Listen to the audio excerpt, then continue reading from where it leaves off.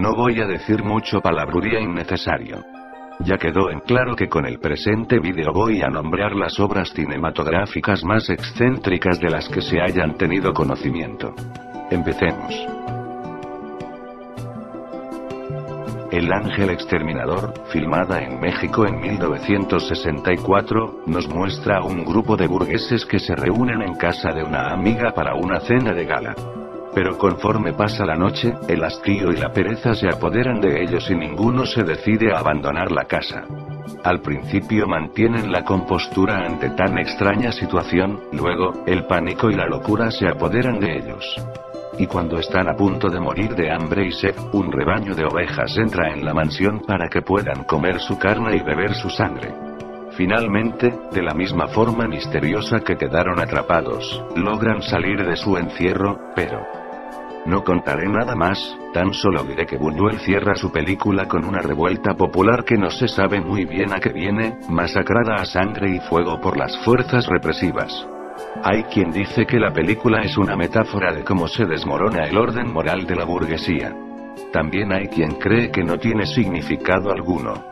Personalmente, la veo como un filme de terror puro y duro, como una de esas pesadillas en las que uno trata de moverse o realizar alguna acción, pero una fuerza misteriosa lo imposibilita.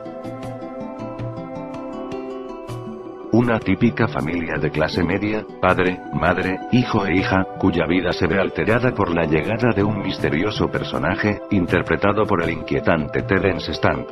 Una especie de emisario de la destrucción, un ángel laico de belleza andrógina que seduce a cada uno de los miembros de la familia, y les hace purgar por sus pecados, que en realidad son los de toda la burguesía, condenándoles a morir de forma espantosa.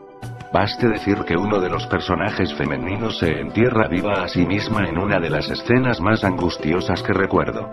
Critica a la institución familiar.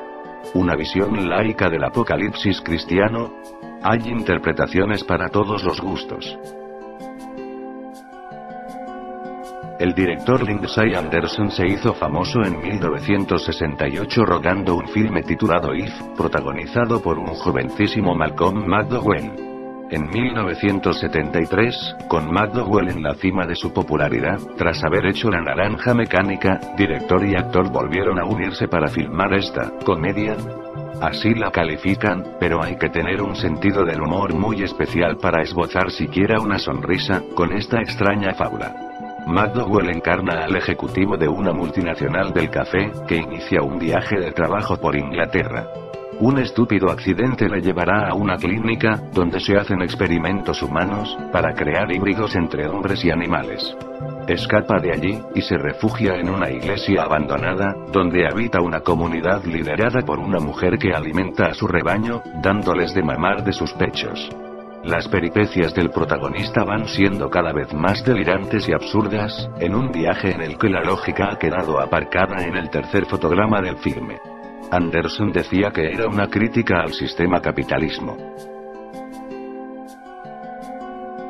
No sabemos si existe vida después de la muerte, pero si así fuera, y en ese mundo existiera el cine, Gertrude sería lo más parecido que se me ocurre a un filme rodado desde el más allá. Filmado en 1962, por Carl Dreyer, maestro del cine sueco y autor de obras de arte como Dies irae, Wordet, esta fue su última película.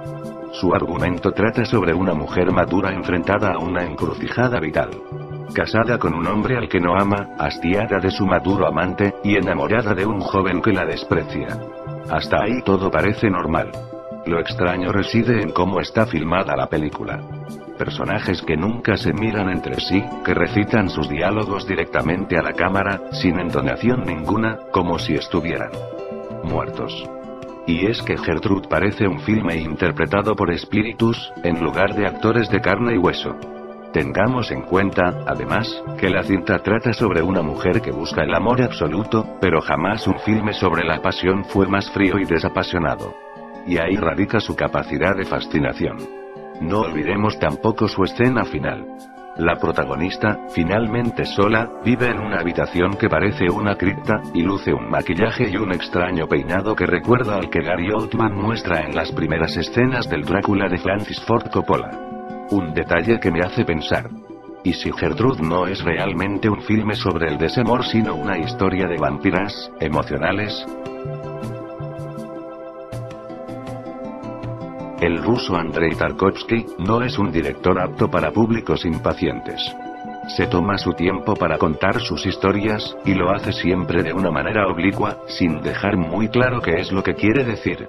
En Stalker, filme de ciencia ficción de 1979, nos lleva a un mundo desolado, en el que circulan leyendas sobre la existencia de una zona prohibida, en la que quien logre acceder, alcanzará la sabiduría absoluta. Un científico y un intelectual descreídos, conocen casualmente a un stalker, un merodeador, que dice haber estado en dicho lugar, y le piden que les conduzca hasta allí. Pero conforme se van acercando, sus deseos de conocer el secreto que allí se esconde se va desvaneciendo. Finalmente, llegan al lugar y comprueban que el stalker tenía razón, y la zona prohibida existe, pero aún así dan la vuelta y abandonan el lugar, sin descubrir cuál es el secreto que encierra. ¿Una metáfora sobre la búsqueda de la fe, como han apuntado algunos estudiosos? ¿O tal vez sobre la inutilidad de la misma? Déjenme que entre en la zona prohibida y ya les contaré. Hay películas cuyo visionado es una experiencia única, y esta, filmada en 1984, es una de ellas. Cielo líquido es una de esas rarezas, una entre un millón, que lo tenían todo en su contrapresupuesto escaso, guión absurdo, actores poco dotados, diálogos imposibles. Y, milagrosamente, el resultado es excepcional, te deja literalmente pegado en la butaca o sofá con su estética de flúor, su música inquietante y extrañísima. Pensaba que iba a ser tecnopop ochentero, pero es otra cosa, sin duda, y es montaje psicotrópico. Es una historia de extraterrestres que se alimentan del placer humano. Con eso tenía todas las papeletas para ser poco más que un chiste pasado de moda, una serie Z de usar y tirar. Y no, es una maravilla. Hay que verla para creerla. En 1974, la ciencia ficción era un género de moda. Por eso, esta película de 1974, hizo unas cifras de taquilla realmente espectaculares.